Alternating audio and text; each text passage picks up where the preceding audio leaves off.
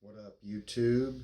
Today we're going to be doing a wiper motor and linkage replacement on a 2002 Chrysler Town & Country. Stay tuned.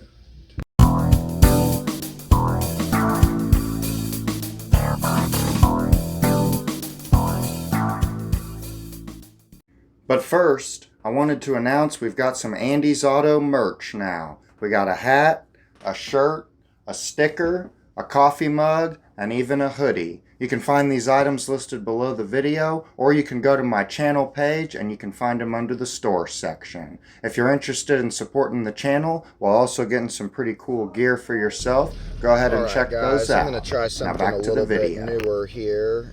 Normally I don't do my videos this way, but I've never done a voiceover before, so I thought I'd go ahead and try that. Here we went ahead and pulled off the plastic clips or covers, I guess, that go ahead and cover up the wiper blades. Those can literally just be pulled off by hand. So once you get both of those pulled off, one on each side, you'll go ahead and take the nuts off. Yeah, that was my showing you can do it by hand. So I did go ahead and get that nut off right there, using a 15mm socket on my electric ratchet. So I'm going to go ahead and go over to this other side here. We're going to get this one loosened up. Take that off. And the next thing we want to do is go ahead and pop off the wiper arms. I usually do this by putting some pressure with my palm right on the pivot point or the elbow of the arm. Sometimes you do need two hands to go ahead and get them off, so we'll go ahead and do that now. Alright, so once you got it popped loose, you can just pull it right off there, set it to the side. And then we basically want to do the exact same thing here on the other side. Does sometimes take a little bit of force, but it will come off. Just be careful with it. Alright, so now if you have them, you want to take a Phillips screwdriver and turn those to the side 90 degrees because it does lock in. Alright, then you want to go around. There's actually 6 screws. There's 2 on the outside and 4 in the middle. I'm going to point to some of them right now. They are Torx screws. I do not recall exactly what size they were, so I do apologize for that. But there's going to be one on the outer edges. This one here is broke. And then there's 4 in the middle. So we're going to go ahead and get those loosened up now. I didn't show the other 2 in the middle, but I'm loosening the 2 center ones, and there's 2 farther out as well. The customer did ask me to try to glue this piece back together or tape it back on somehow using some tape and some of this goop stuff that he provided. However, shortly after attempting to do that, I could quickly tell it wasn't going to work, unfortunately. Alright, now we've got the cover off. You can go ahead and get the screws out. There is a washer hose you have to disconnect as well. Then you want to go around and loosen all of the 10 and 13mm nuts that hold the brackets over the wiper cowl. Once you get all of that stuff loosened up, there's going to be a series of 13mm nuts that holds the linkage on, as well as 4 13 bolts in the back. Those 13 bolts in the back are going to make it loose, this whole assembly, and then of course once you get those brackets lifted up, everything should be pretty much loose.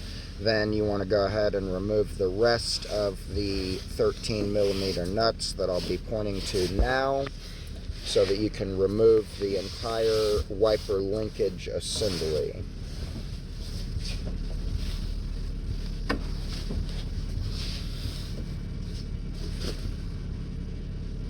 Alright, I'm going to go ahead and get those loose. I will go ahead and throw out there that 2 13mm bolts this wiper cowl tray on. Those do need to be removed instead of just loosened.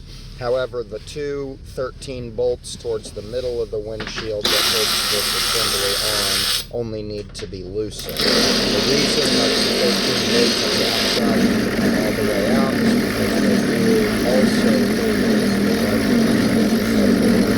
You may have trouble getting the studs out of there, and if you do, you just got to get the pliers on the bottom and loosen them up that way.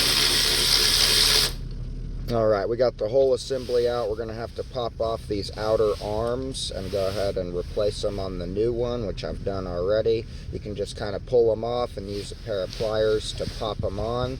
I will give you a heads up, it's a good idea to put a little grease in that ball cup there before you pop them on, because when I ended up finishing the job, it did end up squeaking a little bit. Alright, so we got the new assembly in, we got all the bolts in place. There's that bolt I was talking about you have to take out on both sides in order to get it loosened up. Let me go ahead and tighten all the other bolts as well. Also, don't forget to tighten these bolts in the back. And then of course here's the bolt on the other side. Definitely don't forget to plug in your electrical connectors as well onto the motor. Also, sometimes these are the ones I got stuck with, so I had to use some pliers. And then there's the electrical connector there. Alright, so we're going to go ahead and tighten these nuts and bolts back up for the brackets that go on top.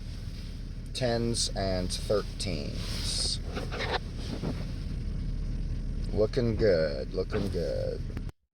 And the last and final thing you need to do is just go ahead and put that wiper cowl cover back on, putting the 6 screws back in place, and then putting your wiper arms back on as well with the two 15mm nuts, as well as the covers that go over those nuts. You want to make sure that your wiper arms are nice and straight and basically in the same positions that they were before. It's actually not a bad idea at this time to go ahead and turn on the wiper switch and let the new motor run for a second and then turn it off. At that point, it will go ahead and park, and then from there you should be able to go ahead and install your wiper blades. Do you need some new headlights for your vehicle? How about some turn signals? Some that are actually very bright. Click the link in the description below and check out Auxito LEDs. And if you use code AndysAuto, you'll get 15% off your order. Now back to the video. Alright, and that's going to be the end of the video for today, guys. Let me know what you think about the voiceover. It's definitely my first time doing that, so I can probably improve upon it and maybe do a little bit better. But let me know down in the comments below if you like the voiceover versions, or if you like me to go ahead and explain things as I'm doing it while I'm there at the job. The voiceover is just a little easier, I'm thinking anyway, for appointments where the customer is kind of, you know, coming out all the time, asking questions, wanting to basically watch over the job.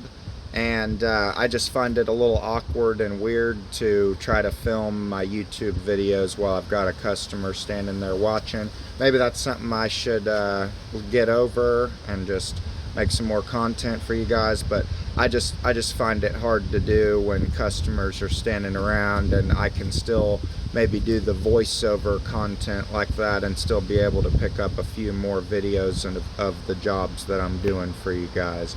Otherwise, we did finally hit 1,000 subscribers. If anyone has not subscribed to the channel, please consider doing so. We got plenty of more videos just like this one coming out. Otherwise, leave a like and comment below, and let me know if you like the voiceover content, and I will see you next time.